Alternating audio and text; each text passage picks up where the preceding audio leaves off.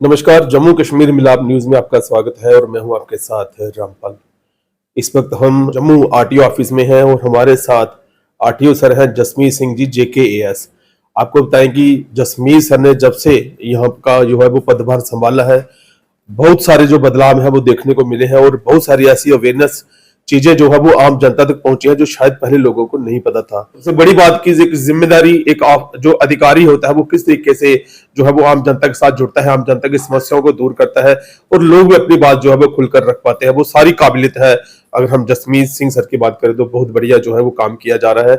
आज सर से मुलाकात का मौका मिला है। सर, आपने जम्मू कश्मीर मिलाप न्यूज के लिए अपना कीमती समय निकाला, पहले तो उसके लिए आपका बहुत बहुत धन्यवाद। थैंक यू जी।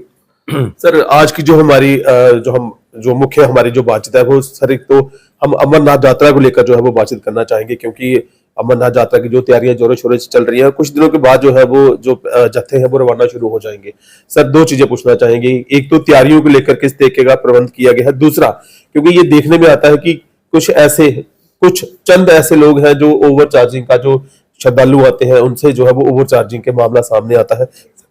देखें, ये तो बड़ी खुशी की बात है कि हर साल हम लोग पूरे देश भर से, पूरे हिंदुस्तान से जितने भी श्रद्धालु जो हैं अमरनाथ जी के यहाँ आते हैं उनको हम यहाँ पे रिसीव करते हैं। और यात्रा 3 जुलाई से इस बार जो है वो शुरू हो रही है। और जैसे ही वो यात्री यहाँ पे आते हैं तो जो भी हमारी डिवीजन लेवल की जो एडमिनिस्ट्रेशन है, वर्दी डिवीजनल कमिश्नर साहब हैं और हमारी डिस्ट्रिक्ट लेवल की एडमिनिस्ट्रेशन, डिप्टी कमिश्नर साहब, तो तकरीबन महीना 1.5 महीना पहले से ही इनकी तैयारियां जो हैं वो बड़े जोर शोर से शुरू हो चुकी हैं। और जो हिदायत हमारी डिविजनल एडमिनिस्ट्रेशन से, डिवकॉम साहब से और डिप्टी कमिश्नर साहब से, जो अलग अलग महकमों को जो इसके लिए इंस्ट्रक्शंस जो हैं वो इशू हो चुकी हैं।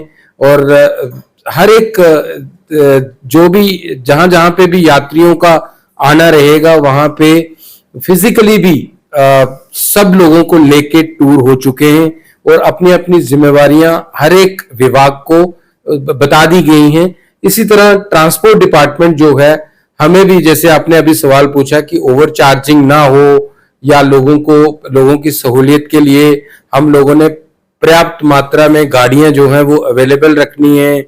और हर रूट पे, चाहे वो रिक्शा हो, चाहे वो ऑटो हो, चाहे मिनी बस हो, चाहे बसेस हैं, तो इनकी पर्याप्त मात्रा में अवेलेबिलिटी जो है वो होनी चाहिए। इसका हम पूरे तौर पे हम इस पे काम कर रहे हैं।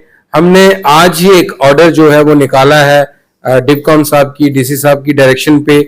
एनफोर्समेंट टीम्स जो हैं हमने वो कॉन्स्टिट्यूट की हैं कि हर एक, चाहे वो रेलवे स्टेशन है, चाहे वो बस स्टैंड है, चाहे वो एयरपोर्ट है, या आप मान के चले भगवती नगर जो हमारा बेस कैंप है जहां से यात्रा इनिशिएट होती है, वहां पे हमारी टीम्स जो हैं वो राउंड द क्लॉक वो रहेंगी हफ्ते में 7 दिन। और सुबह, क्योंकि ये मॉर्निंग को ही ये यात्रा जो है निकलती है, तो सुबह से लेके शाम तक वो रोटेशन पे रहेंगे। और किसी भी तरह की ओवर चार्जिंग या किसी तरह की श्रद्धालुओं की कोई भी हरासमेंट ना हो, इस पे पूरा चेक रखा जाएगा MVD डिपार्टमेंट की तरफ से।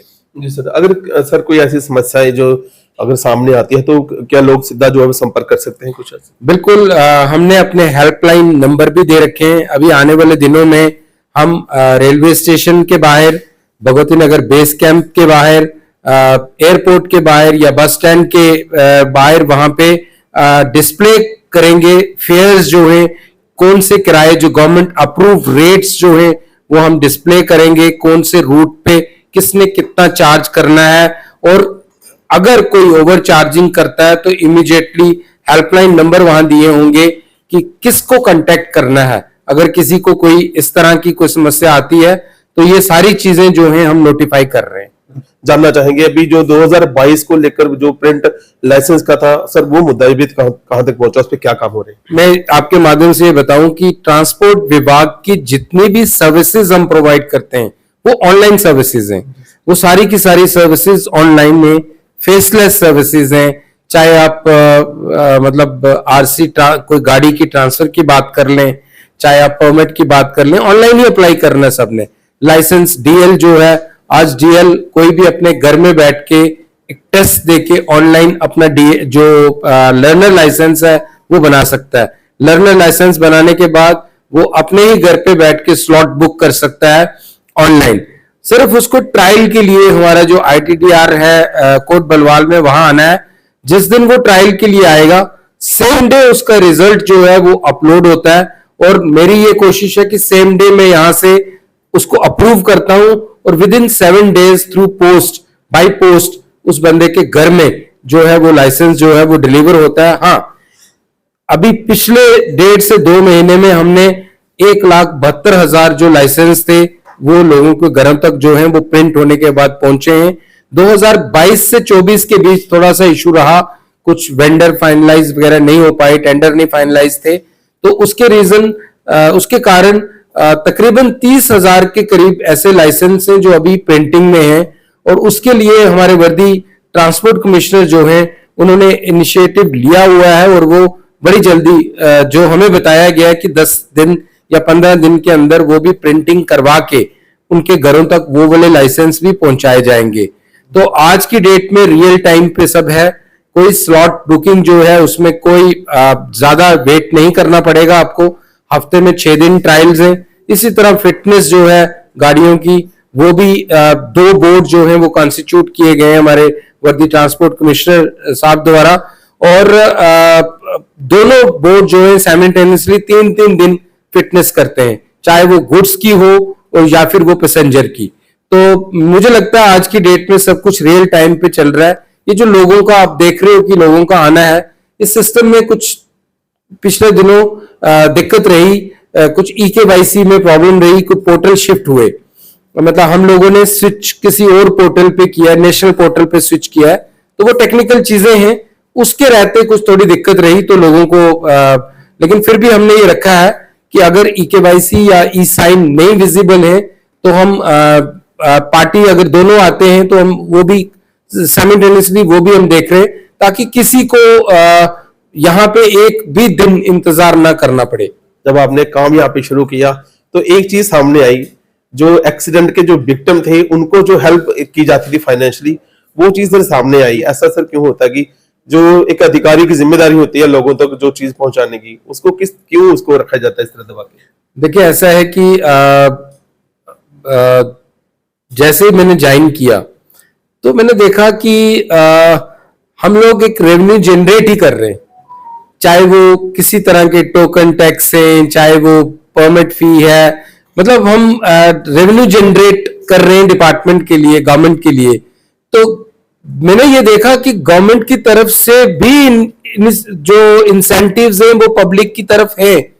वो ऑर्डर एक जो कि 2022 में एक गवर्नमेंट ऑर्डर इशू हुआ था, उस ऑर्डर के तहत अगर किसी भी शख्स की अगर रोड एक्सीडेंट अगर रोड पे होता है तो उसके लिए इंसेंटिव से रिलीफ था।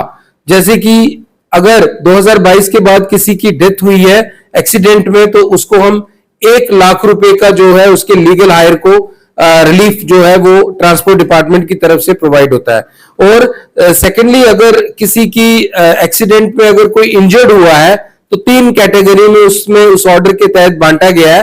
एक 10,000 रुपया माइनर इंजरी में, अगर मीडियम लेवल की इंजरी है तो 50,000 रुपया, तो अगर कोई सीवियर इंजरी है तो उस कंडीशन में 75,000 रुपया। सिंपल प्रोसीजर था, वो हमने कोई बड़ी बात नहीं है, सिर्फ लोगों तक पहुंचाया। जो लोग अनअवेयर थे लोगों को पता चला और इतना रिस्पांस आया।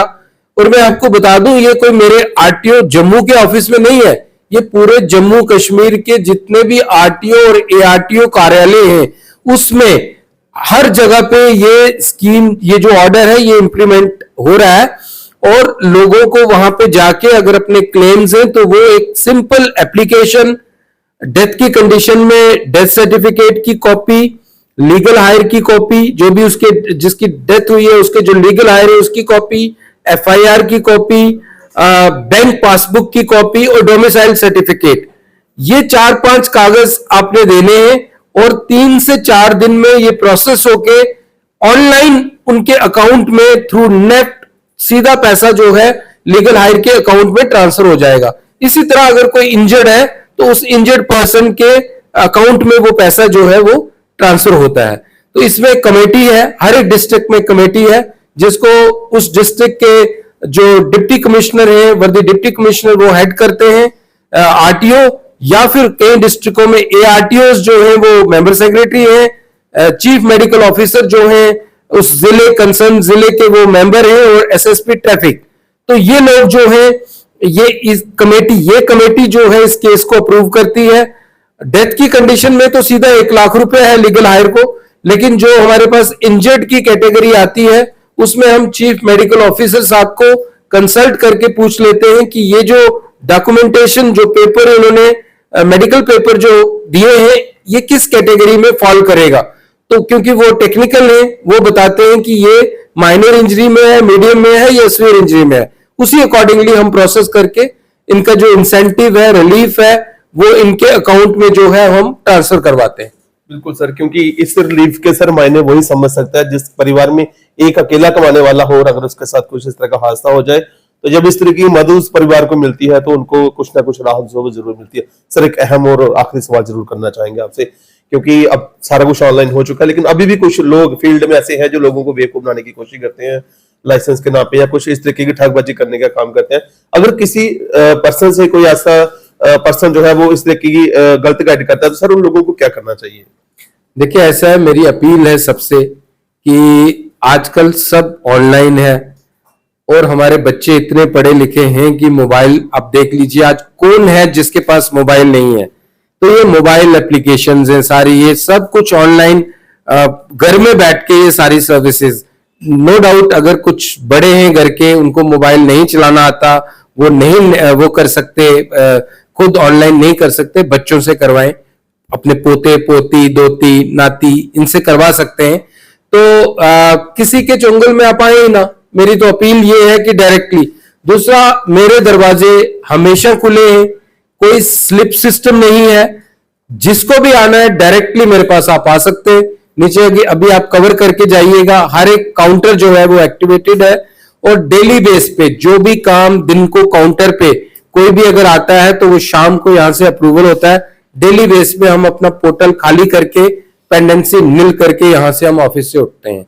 तो मैंने लोगों से यही रिक्वेस्ट है कि कोई अगर इस तरह की बात आपसे करता है कि हम आपका काम करवा देते हैं, यहां ये आजकल सब ऑनलाइन है, आप मत किसी पे भरोसा करिए, खुद आए।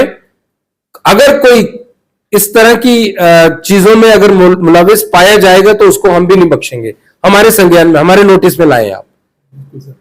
तो ये हमारे साथ थे आरटीओ जम्मू जसमीत सिंह जी, जो अपने काम को पूरी निष्ठा ईमानदारी से कर रहे हैं, और हम ये बताना चाहते हैं कि इनके काम की जो चर्चा है वो पूरे जम्मू में हो रही है, हर कोई इनके काम को सराह रहा है। सर, आपने अपना कीमती समय जम्मू कश्मीर मिलाप न्यूज को दिया, आपका बहुत बहुत धन्यवाद। Thank you very much.